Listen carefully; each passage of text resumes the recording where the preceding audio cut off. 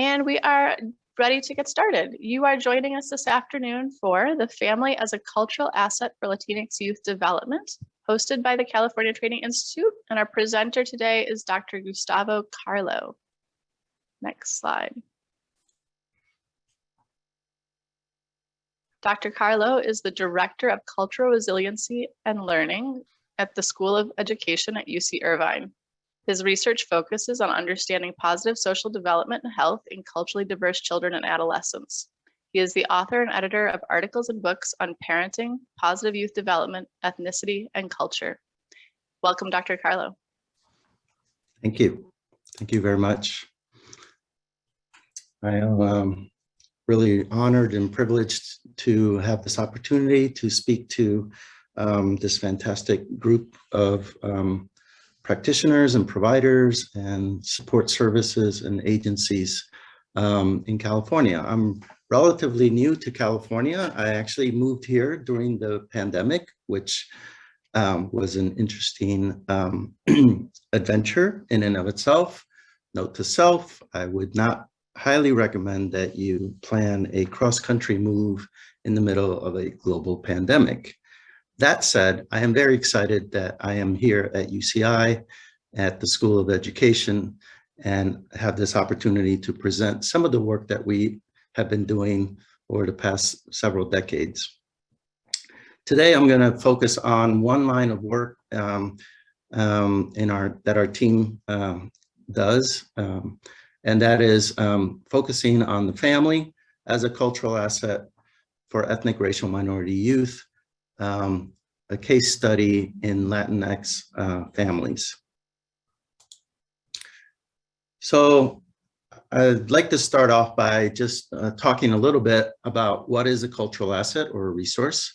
And cultural assets or assets and resources are factors that enhance well-being and can protect from adversity. My belief is that all children are at risk. And some children are at higher risk than others, but all children are really at risk. And so much of our interest is trying to identify what might be factors that they have access to that can actually help them against adversity, but also factors that might promote well-being and growth. When we talk about risks, one group that you might consider to be at relatively high risk are ethnic and racial minority children and youth. And of course, there's many factors associated, many risk factors associated with many ethnic and racial minority youth. The obvious ones are things like poverty, disproportionate number of ethnic and racial minority children live in poverty, access to low quality schools, easy access to deviant peer groups and unsafe neighborhoods, toxic environments, family conflict, instability, and maybe chaos. Some ethnic children, of course, might be undocumented, and their families might have immigration-related threats. And then, of course, many minoritized youth face the risk of discrimination experiences, some of which might be institutionalized and systemic, and others might be very direct, interpersonal or intergroup. However, as we all know, children also have capacities for adaptation, for healthy adaptation. And some of these capacities are personal characteristics. And I'm just going to list some of these characteristics. It's not exhaustive. But to begin with, children have certain cognitive and social cognitive skills, such as the ability to understand social situations, the thoughts and feelings of others, and they can use that tool to safely navigate their environment. They also develop reasoning and abstraction skills and planning skills, and some of those perhaps relatively high level cognitive skills. And also there are children that can develop positive self-concept or self-worth, which can help buffer them and mitigate negative developmental outcomes. In addition, there's a set of social emotional skills. Some of them might be temperamentally based, including positive emotions and what we would refer to as easy temperament. There's also the capacity for empathy and sympathy, understanding and feeling sorry and concern for others, forgiveness and gratitude, guilt and shame. And those are all emotional skills that really help children, again, navigate their environment, their social environment. And then finally, I always like to point out self-regulation. And there are three types of self-regulation abilities. One is cognitive, being able to attention shift and attention focus, for example. Another one is emotion regulation, being able to modulate one's own emotional responses and reactions. And then there's behavioral regulation, being able to suppress behavioral impulsive tendencies, for example.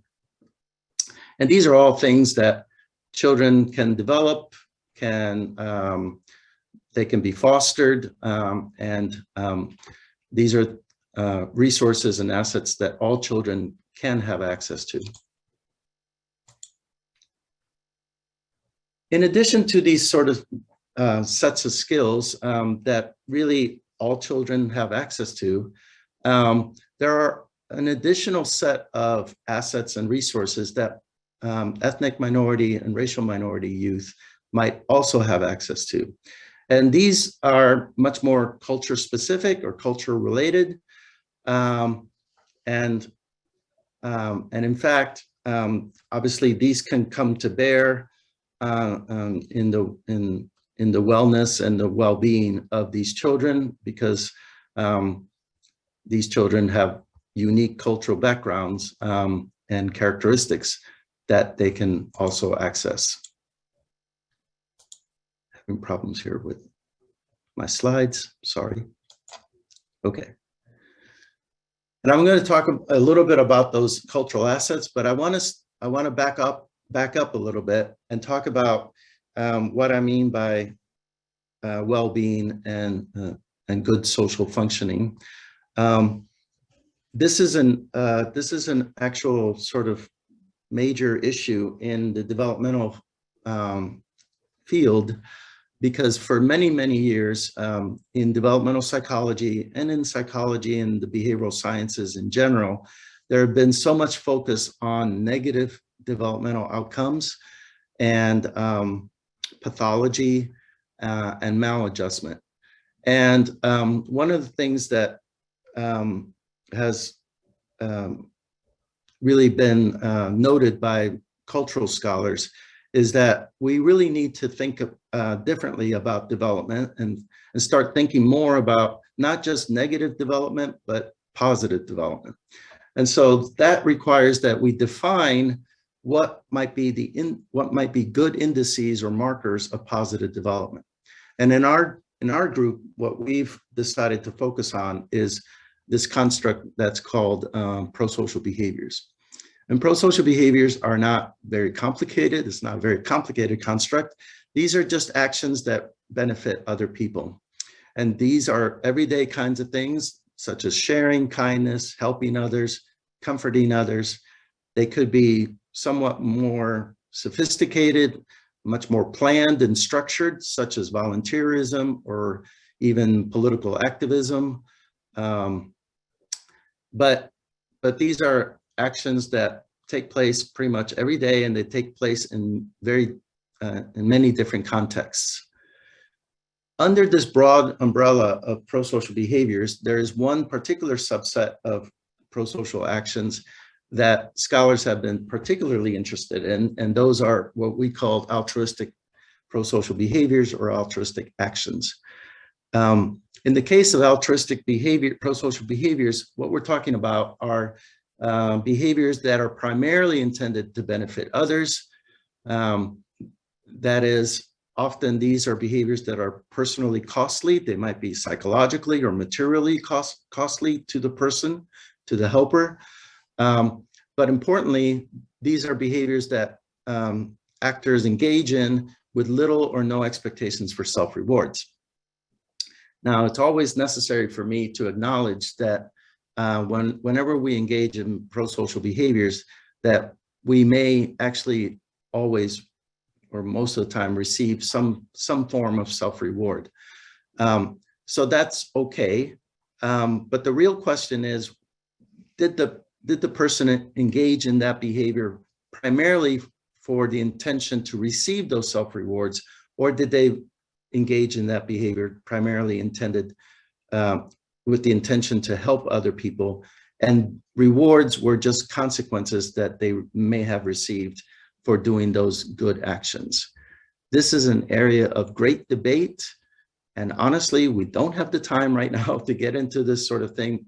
I would love to get into this, and I often do, but suffice to say that if we think about either persons that we admire or respect, they might be historical figures, or they might be persons that we know that are close to us, or that we've interacted or that we've read about in the news, we can oftentimes think of persons who engage in these kinds of altruistic actions, and we can oftentimes come up with examples of situations when someone has helped someone, and sometimes at their own personal life risk or at a very high cost, and whatever rewards they may have received probably didn't offset the high cost of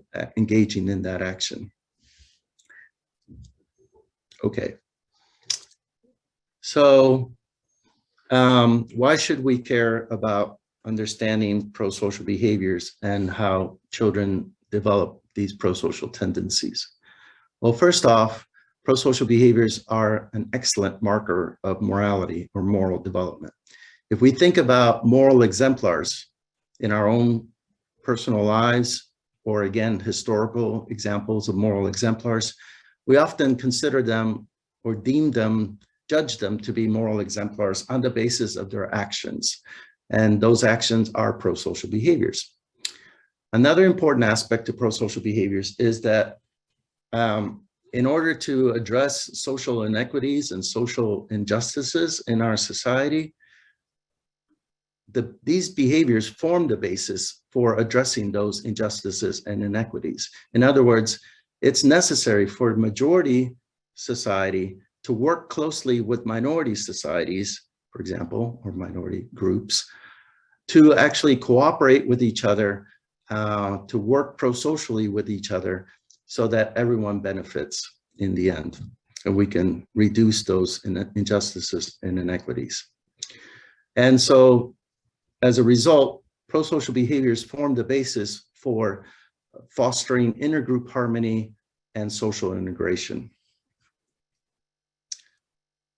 We should also care about the study of prosocial behaviors because parents care about prosocial behaviors. If you were to ask parents to list the top 10 characteristics that they would most desire to see their children develop, I would pretty much, well, I'm not a betting person, but you could pretty much guarantee that prosocial behaviors would be somewhere in that list. It might even be towards the top. But parents want their kids to be considerate of others, respectful of others, kind towards other people, nice to other people, et cetera, et cetera. Of course, our communities care about these sorts of things because that's how we actually can improve our communities, is by cooperating with one another. And our societies care about prosocial behaviors. And again, community that's all reflected in community cooperation and in civic engagement. It turns out that there's another great benefit to studying prosocial behaviors. It turns out that prosocial behaviors are an excellent marker of health and well-being. Why? Because it turns out that it is negatively linked to all kinds of risk and maladjustment outcomes. It's negatively related to violence, for example. So kids who engage frequently in prosocial behaviors are less likely to engage in violent behaviors. It's negatively linked to illegal drug use. It's also negatively linked to mental health problems such as depressive symptoms and anxiety. Again, these are all topics that we could spend more time talking about, but the research is pretty consistent and clear about these links. It's also positively linked to other markers of well-being and health, such as self-esteem, positive interpersonal relationships. For example, closer parent-child relationships and higher quality parent-child relationships is related to higher levels of prosocial behaviors. It's related to physical health markers, and it's also related to better academic outcomes. And again, each of these are interesting concepts and topics of conversations in and of themselves, and I'd be happy to answer questions about any of these relations during the Q&A. And if all that still doesn't convince you, this is my little kicker here. It turns out that prosocial behaviors actually add to the economy of our country. So if money is your thing, turns out that structured volunteerism amongst millennials accounts for about 1.6 billion hours of service. And this is probably something you might already know about because you may have a number of volunteers working for your agencies. And that translates into persons that would otherwise have to be paid, which means that it translates into about $36.5 billion to our to the US economy. All right. So how do we get there? Well, there's substantive literature on the biological basis of prosocial behaviors, and you can probably imagine yourself that these are characteristics that children are born with. They already have the capacity or the precursors to empathy, for example, empathizing with their own caregiver. And when they develop attachment relationships with their caregivers, that's on the basis of these prosocial tendencies. It's linked to temperament as well, as I already said, self-regulation. It's linked to higher levels of sympathy and empathy, moral reasoning, moral values. It's also linked to contextual characteristics, and that's a whole other issue right there. But again, for example, you actually are more likely to see more prosocial behaviors in neighborhoods that are that have more resources, community agencies, and whatnot. And then finally, there's lots of evidence on socialization agents that influence children's prosocial behaviors, parents, other family members, peers, media, teachers. And today, I'm going to focus mostly on family and parents. All right, so now let me shift back to the issue of cultural assets and how prosocial behaviors then is relevant in understanding cultural assets that Latinx kids might have access to. To begin with, it's important to understand that the traditional Latina culture is actually inherently prosocial. And I make this argument on the basis of a few things. First off, most traditional Latina families and communities emphasize collectivism or communalism, which is basically an orientation towards the group or towards their community. And so these are values that parents and families transmit to their children from early on. And when I say families, I mean most families. Of course, there's always exceptions, but most traditional Latino families try to transmit these values to their kids. One of them is collectivism. So that's an orientation towards others and away from themselves. Religiousness is another one. And all the major religions in the world espouse, beliefs about being pro-social towards one another, the Good Samaritan story, but there's many, many different religions, major religions that teach about gratitude, forgiveness, caring for others. Respeto, which means respect, is a strong traditional Latina cultural value, respecting other people, especially authority figures. And then there's this interesting concept that is termed bien educado, or literal translation is well educated, which by the literal translation, one might infer that that refers to formal education, but in fact, it's beyond having a good formal education. It has a lot to do with being a person of good moral character, being cultural, being well-mannered, being respectful and kind towards other people. Oops. There's a couple of other cultural mechanisms and constructs that are associated strongly with traditional Latina families that I want to particularly focus on. And I want to do this because these are constructs that have been most studied thus far in the literature. The first one is the value of familismo, or familism. And this refers to the idea that the family comes first, that the family is of utmost importance. And there's sort of three elements to this. One is that the idea that family members are interdependent and their sense of self is connected to their family unit. Another aspect is the expectation that you support family members and that you receive support from family members. And then the expectation that there's a duty or an obligation towards the family.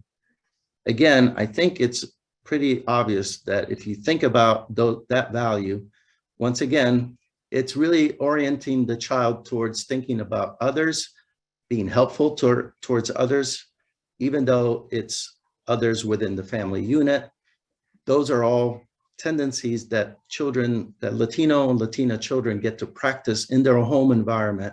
And then the idea is hopefully that they generalize those tendencies beyond the family context. Another important construct is ethnic identity or bicultural identity. And this has to do with the extent to which children identify and have an affinity towards their own ethnic heritage and origin.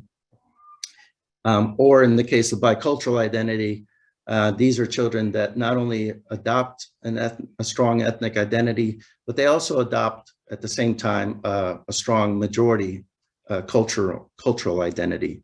And so these are children that the important part to remember is that these children do not reject their ethnic origin or their ethnic heritage. And there's plenty of excellent research out there that demonstrates that both of these constructs are linked to better educational outcomes, improved mental health, and reduced problem behaviors. Okay. This part, you don't have to memorize. There won't be a quiz on this. Trust me. But I wanted to show this sort of model that we sort of use in our work. On the left side, we want to acknowledge all of the history of the family and the contextual influences of the receiving, the characteristics of the receiving community, the school context, the systems and institutions. We also want to acknowledge the influence of peers and media, and also any major life events and traumas that children may have been directly or indirectly exposed to. On the right side is our main construct of interest, our marker of well-being, which is prosocial behaviors. And in the middle, basically, this is the part where we are basically hypothesizing that all the experiences that children are exposed to, that Latinx children are exposed to, that they are processed by these children, and therefore they're processed in different ways depending on the developmental skills and tendencies of these children. So to give you one little example is that children that may be exposed to trauma experiences or major life stressors might process those same major life stressors in different ways because they have different self-regulation skills, for example, or they might appraise those stressful experiences in different ways, or perhaps because they have a stronger or weaker sense of ethnic identity. These are all things that are going to influence how they process that information, and therefore it's going to have different long-term consequences for different children. I hope that's somewhat clear, but if not, again, I can maybe help later on. So let me give you then, maybe if I can get this to go. Let me give you a little example of some of the work that we've done, and maybe this might also help you to process what I've been talking about so far. So I want to start off by just talking about how is it that families transmit these values, and ultimately how these values affect children's behaviors. And in a couple of studies, but in this study, I'm going to show that we found support for a model that basically depicts that when mothers strongly endorsed familism values, that they were more likely to engage in parenting practices that actually were designed to foster those familism values. And so these were practices such as assigning chores and responsibilities to their older children to take care of their younger children, or to help around the house, to have household chores and responsibilities. Those are practices that help to reinforce the message that the family is very important and children need to contribute to the family unit. Oops, oh no. Sorry, okay. There's a delay in the slide. Then we found that those moms who actually frequently expressed those parenting practices, that children were actually more likely to pick up on those parenting practices and report that their moms did actually express those parenting practices. And those children in turn were more likely to then strongly endorse familism values. And ultimately, Latinx children who more strongly endorsed familism values actually exhibited more prosocial behaviors. I hope that's understandable. Okay. I'm going to switch over to a much different model, and don't worry about the numbers and all that. I just didn't have a lot of time to prepare a better slide. But in here, I want to show how Latinx children are socialized in different ways, depending on whether they're born in the US or they were born out in their native country. So in this first slide, what I'm showing is these are results of a model that we tested for Latinx adolescents who were born in their native country. And all you need to really focus on, I hope you can see it, is the strong bolded lines, which basically demonstrate that in general, you see much more prediction of prosocial behaviors from parenting and family variables than you see from peer variables. And it'll be easier to see that contrast. Oh, I'm sorry. Okay, it'll be maybe easier to see that contrast when I show you the bottom slide, where you can see that in the bottom slide for the Latinx adolescents who were actually born in the US, that there are many more significant relations and influence from their peers to their prosocial behaviors than from parents and family conflict. Why is this?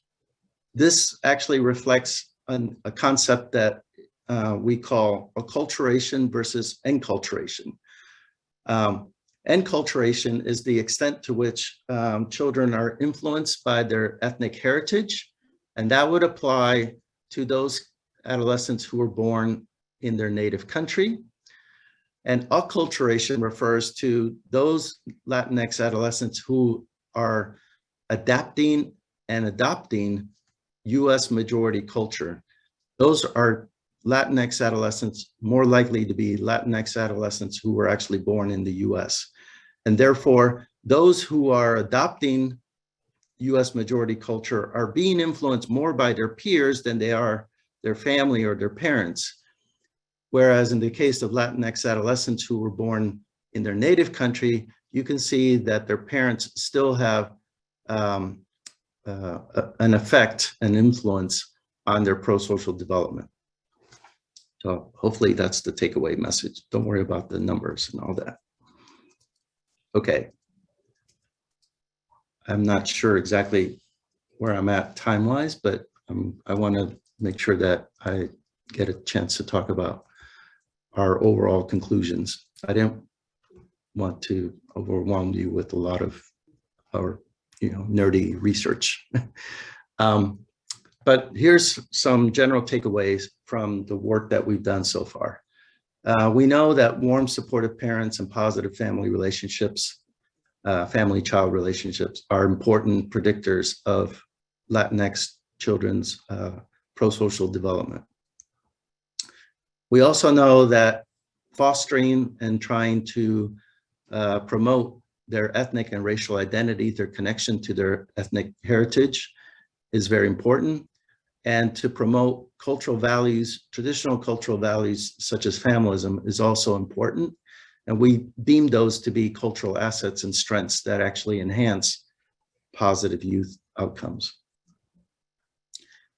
We would also argue that enculturative practices, that is parenting or family practices that help their children more easily connect to their ethnic origin, society, and those that help to foster these traditional Latino values, that those kinds of practices seem to be important in resulting in prosocial development. We have also done quite a bit of work looking at risk factors. And this is a summary of some of the work that we have found. For example, we know that the more exposure to discrimination experiences that Latinx children have, those discrimination experiences actually serve to undermine their prosocial behaviors, especially altruistic prosocial behaviors. And that to us is an area of concern because, as I mentioned earlier, I alluded to earlier, we believe prosocial behaviors form the foundation for addressing social injustices, social inequities in our society and in our communities. And when Latinx children or ethnic racial minority children are exposed to these discrimination experiences, if they are actually less likely to engage in prosocial behaviors, then we think that actually could contribute to social isolation and marginalization, because then we're going to have less and less positive interactions between minority and majority members of our society and communities. We also know that family conflict undermines prosocial behaviors. Deviant peer affiliation undermines prosocial behaviors. As I mentioned before, when Latinx youth reject their ethnic racial identity, they're less prosocial. And when they reject their traditional ethnic values, they're also less prosocial.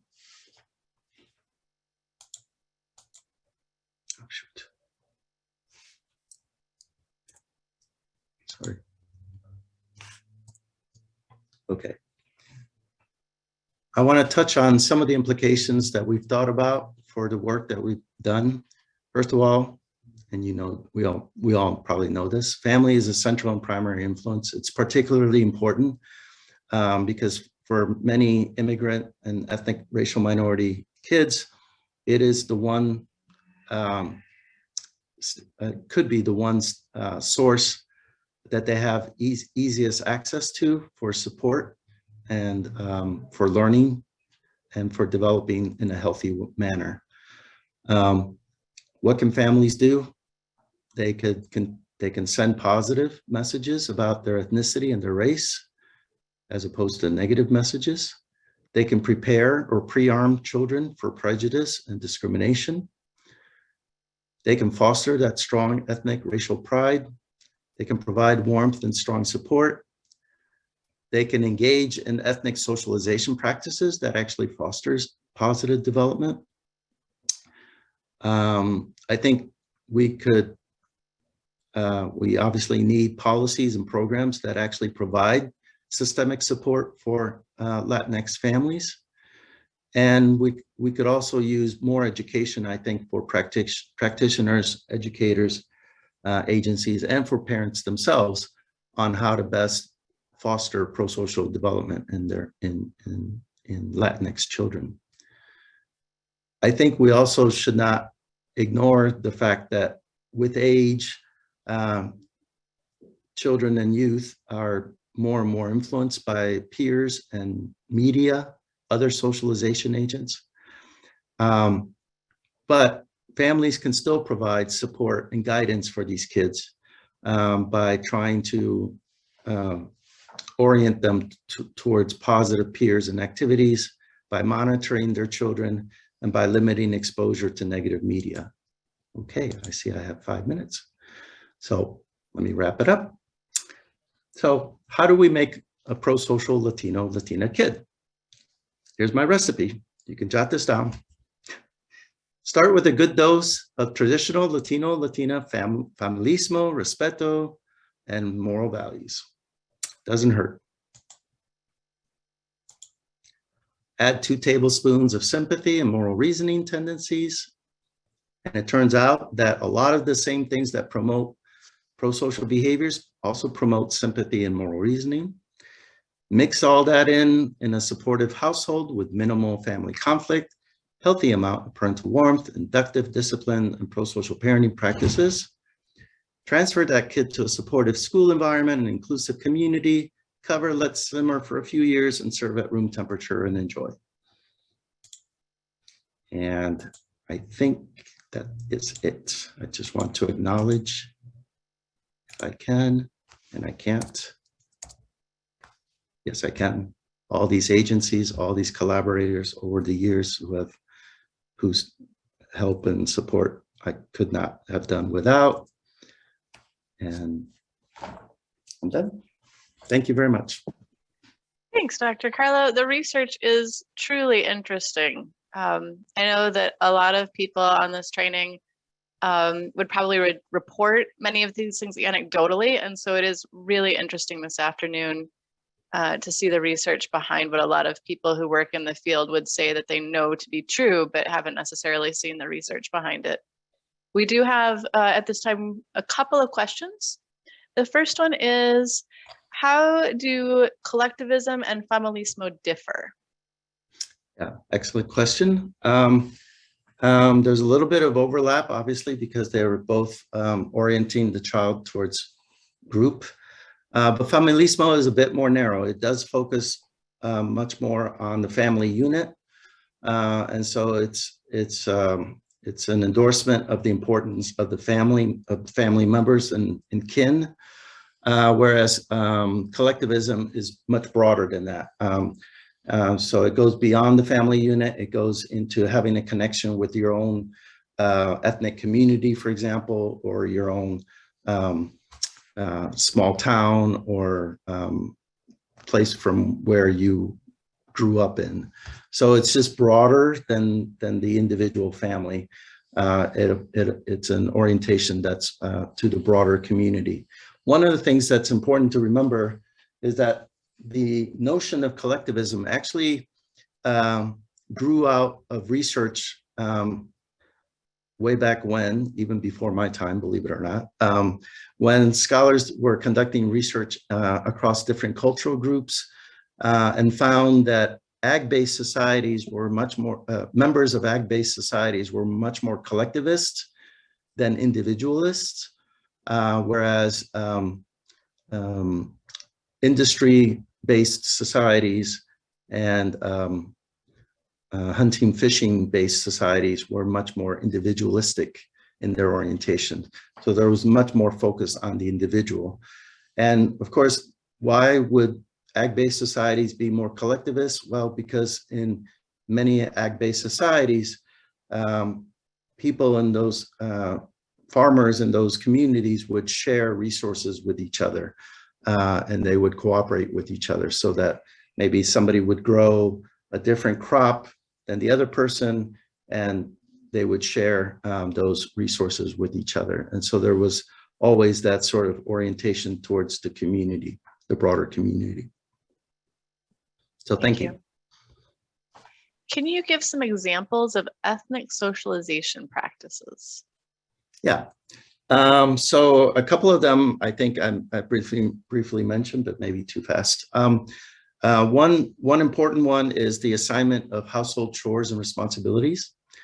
You know, again, transmitting that message that it's important to contribute to the family, that you are a member of the family, and you're, you know, and everyone is interdependent on their contributions. Another one is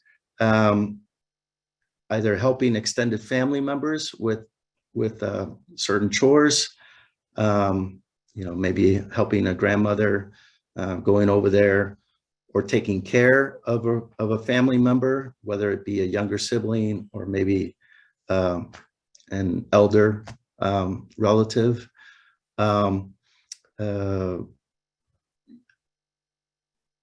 Those are two of the most common ones. Oh, there would be things like, you know, transmitting, like telling their children that, you know, you have to attend family rituals and practices, like you have to go to dinner, you can't go out with your friends or do other things, you know, or going to traditional rituals such as quinceanera parties, you know, 15th birthday parties, or going to church with the family. Doing family activities is always prioritized. Again, these are all things that, these are all practices, these are all things that parents might tell them or that they expect from their kids, that transmits this important value that they are a part of the family and that the family comes first before others. Excellent question. Thank you. And another question. What motivated you to do this research and formulate this particular presentation? Yeah, well, there were several different motivations for this, but the one I'll focus on is the one that is much more the profession, sort of more the professional reasons. As I mentioned before, in the social and behavioral sciences, there's a long tradition of really conducting a lot of research on, when they conduct research on ethnic, racial, minority populations, they typically conduct research that focuses on pathology and maladjustment. You know, scholars have over the years criticized our discipline because what that has resulted in is in deficit models and pathology-based models of ethnic and racial minority kids and adolescents. And of course, that kind of research is important. You know, I'm not here to negate the importance of that kind of research, but when you have such an imbalance in a discipline where the vast majority of the work has focused on pathology and risk behaviors and negative outcomes, it also serves to reinforce negative stereotypes and images about ethnic and racial minority families and kids. And that's really irresponsible of us, because the reality is that those minority kids that engage in antisocial behaviors, and they are actually the minority within a minority. The majority of ethnic racial minority families and kids actually engage in, normative and pro-social behaviors. They're making all kinds of great contributions to our communities and our societies, and so, there's enough negative stereotypes and images that are portrayed about, for example, Latinx persons in our popular media, drug cartel movies and all these, crime shows and all kinds of stuff out there. The news, of course, usually tends to highlight and focus on, report all these terrible things that occur in our communities, and we don't focus enough on the positive stuff. And if we're going to ever develop effective, comprehensive intervention programs and policies, it's important that we understand what actually predicts positive development and not just what predicts negative development. Because in fact, even though these things are negatively related to one another, they're not the flip side of each other. And one of the best examples that I always give, and there's many other examples, is if we think about gang members are actually very altruistic towards their own gang members, but they're very antisocial towards outgroup members. And so it's very possible to have kids that develop both pro-social and antisocial tendencies. And there are kids that develop low levels of both of those kinds of behaviors. And then there are groups of kids that develop higher levels of pro-social tendencies and lower levels of antisocial behaviors, and vice versa. And of course, I think ideally, if you were to push me on this, and you're not, but I'll volunteer this, if you were to push me on this, what we really want ideally is to see more kids that are much more pro-social relative to antisocial. And the reason I say that is because, in fact, all behaviors have some adaptive value to them. So for example, depression is actually adaptive as long as it's not clinical depression. We all need a break. We all need a way for our bodies to recover from stress. And sometimes that makes us feel down. But of course, the important thing is that we don't feel depressed chronically, that it doesn't put us down in a manner that we are clinically depressed. So I'm not arguing that we shouldn't study negative behaviors. I'm not arguing that that we should eliminate all negative behaviors. All I'm saying is we need to develop programs that actually foster and promote more of the positive behaviors and habits and practices. I've got a slightly longer question here. Boy, I thought that was a long answer. That was fantastic. And I think we're actually really stimulating some great discussion here. And so we have a slightly longer question. And they ask, would you say that this familism needs to be practiced in moderation to some extent? Meaning that sometimes familism can be seen as toxic since children are pushed to meet their parents' expectations, turning into forced learned prosocial behaviors versus actually pursuing their own ideals. How are we able to clearly differentiate when good versus bad familism is happening? Yeah, excellent. Darn it, you guys are too good. Okay, I was hoping that I could get away with some of this stuff. All right, as with anything and everything, moderation is always actually good and ideal. It is absolutely true that in the case of familism, if the familism is overly encouraged or too strong, that it could actually undermine children's well-being. If anybody has seen the great movie, one of my favorites, Real Women Have Curves with America Ferrera. It depicts a Latina adolescent whose teacher, George Lopez, of all people, identifies her as a smart kid that has potential to go to college, but she runs into this tension with her own family who wants her to basically work in their business, in their family business. That actually reflects familismo. It also reflects, of course, the traditional gender role values, but it reflects familismo. And that's an example of a situation where too much familismo can actually undermine a child's well-being and positive outcomes.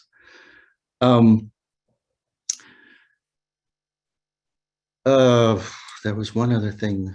I'm trying to find the, oh, here we go. Okay. Meaning sometimes, okay. What is good, what is bad familism? So I think, you know, one of the things that I think is important is to maybe monitor and see, first of all, identify what are the mechanisms that are at play that's affecting this child's well-being and development. And if it has to do with the family, then I think we could actually develop parenting programs, education programs, where we talk to parents about this balance of, yes, we want your kid to value your family unit and all that kind of stuff, but to also be able to step back and think about, you know, in the long run, what's really most beneficial for their child. And I think we could do that with parents. I think parents would be very understanding. For 10 years, we ran a Latino mentoring program in Lincoln, Nebraska. Of course, you know, it's the hotbed of Latinos, obviously. No, exactly, not exactly, but there is a small community of Latinos there. And we worked with that small community. And why? Because at that time, 40% of Latino kids were dropping out of high school. They weren't graduating from high school. And the reason was that most of them by 10th grade were working to bring in income for their family, which obviously is a necessity. So I think we have to think about, and we had to think about, the balance of the family's needs with the balance of the child's well-being and long-term health.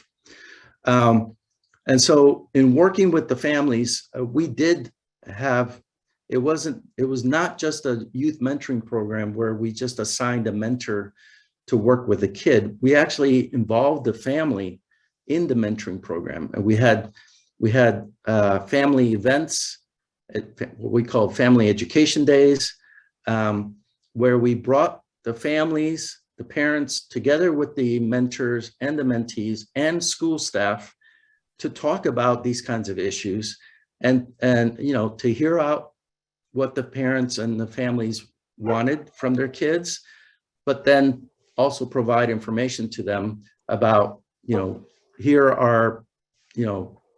are perhaps possibilities or ways that we can maybe allow your child to graduate from high school and at the same time still contribute to their, you know, try and help their family. And, you know, by the end of it, we had 94% graduation rate. We had 89% of the kids enrolling in colleges and universities. So I think, you know, working with the parents, always involving the parents and involving the family, empowering the families to be part of whatever solution we come up with. I think that's part of the answer. And I think differentiating what is good and bad is something that we negotiate with the family. Sorry, I hope I answered that. It's hard to talk in this manner and not know. Webinars are an unusual beast, and we absolutely thank you for joining us this afternoon. I think people have really appreciated the information and particularly the evidence and the science that's gone into this. And And the opportunity for questions at the end has been fantastic. We are going to be dropping a survey in the chat. If all of you would take just a couple of minutes, it's about a 4-minute survey to complete that. There is a certificate at the end of that survey, and we do use your feedback to look at what we're planning for training and the various training formats that we provide. Again, the recording and resources will be available in a follow-up message in the next couple of days, along with some additional resources that Dr. Carlo has provided us in terms of sort of deeper information on the research that he's presented today.